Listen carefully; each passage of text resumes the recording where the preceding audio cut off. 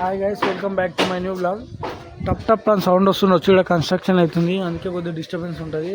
Ignore చేయండి జరా. వీడు రోజు న్యూ బ్లాగ్ అని చెప్పి ఇంట్రో ఇస్తాడు, కానీ అందులోనేమో రోజు చెప్పిందే చెప్తాడు, చేసిందే చేస్తాడు.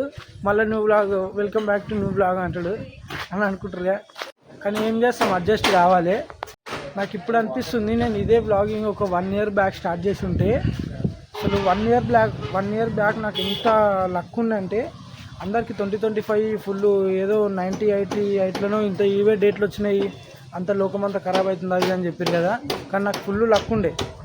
ఇదే ఆఫీసు 1 year బ్యాక్ స్టార్ట్ అయినప్పుడు ఫుల్ మసాలా. అసలు మధ్యాహ్నం 12 గంటలకు వస్తే మళ్ళీ పొద్దున వచ్చేటోళ్ళం, పొద్దున 6-7కి వచ్చేటోళ్ళం ఇంటికి. 12 గంటలకు వస్తే 10కే మాకు డ్యూటీ అయిపోతుంది. కానీ నైట్ అంతా ఉండేది వర్క్ ఆడ, కానీ మస్తు ఉంటుండే. సౌండ్ మరీ ఘోరంగా వస్తుంది. ఈడవుతుంది కన్స్ట్రక్షన్, ఆడవుతుంది.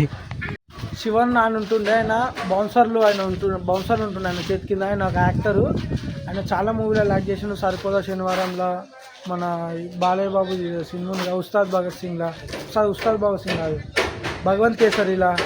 అయితే నైట్ ఒకసారి 12 అయింది. రాజేష్ అన్న ఫ్రెండ్ ఉండే మాకు, ఆడనే ఉంటున్నాడు. ఇప్పుడు లేడు, బాగానే వేసినాడు డ్యూటీ. అయితే మా నెంబడ మేము ఆంధ్ర కింగ్ తాలూకా షూటింగ్, ఆయన ఆంధ్ర కింగ్ తాలూకాలో వేసిండే. అప్పుడైతే ఆయన పిలిచిండు దర్రా షూటింగ్ అని చెప్పి. మేము పోయినుంటాం నైట్ 12కి.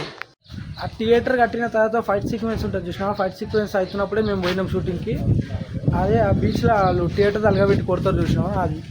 కానీ నేను 1 year బ్యాక్ ఇదే బ్లాగింగ్ స్టార్ట్ చేసి ఉంటే ఫుల్ మసాలా దొరుకుతుంది, అసలు కిరాకుండే. అప్పుడు ఈ సౌండ్ అయితే ఇంకెక్కువ అయిపోయింది. ఇక నేను కొద్దిగా తినేసి డ్యూటీకి అయితే స్టార్ట్ అవుతాను.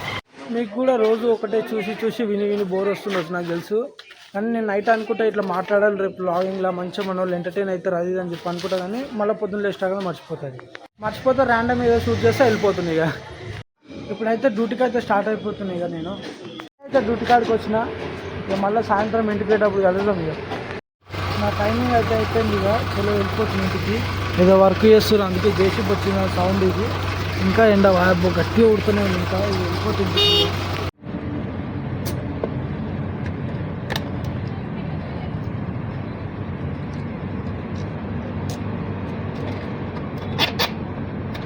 ఇంతసేపు అయితే మా దోస్తాడు వచ్చిండు, అంతా మాట్లాడుకుంటూ వస్తున్నా చంద్రగాడు.